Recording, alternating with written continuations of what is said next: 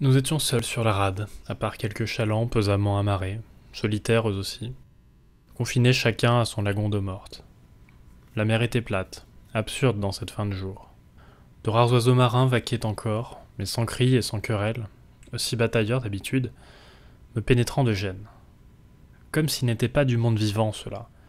Comme s'ils venaient après le coucher de leurs congénères diurnes du monde du silence et de la mort, et que la jeune nuit les délivrait, en préface à ses maléfices quotidiens. Le temps était franc de toute hypothèque de nuages qui aurait pourtant donné quelque réalité à ce ciel où les étoiles ne se montraient pas encore. C'était l'époque de la jonction du soleil et de la lune, où soir ni aube ne sont pleinement eux-mêmes, où il y a ce lent mariage au-dessus de nous, et en nous des humeurs contrariées, soudain accordées, des deux astres. Ces épousailles maladives, prometteuses d'on ne sait quel imprévu. Une semaine que la rose se balançait ainsi, sans voisin. Mais je m'avisais seulement de notre solitude, et voilà qu'elle devenait infinie.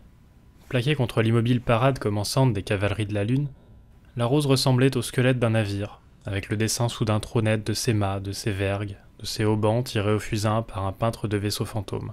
Mer qui n'était plus la mer, paisible au-delà du concevable. Navire dont la nuit tombante ne suggérait que la forme, par un jeu de mirage, et que les ténèbres bientôt dissiperaient. C'était un rêve. J'étais un rêve. Et Eckhart devant moi, sur le banc du Youyou, était le rêve d'un capitaine. Mais à peine me parlais-je de rêve, le rêve virait au cauchemar. Pourquoi étions-nous si seuls? Pourquoi semblions-nous, avec la ville, la côte, le sémaphore, ne plus faire partie du monde?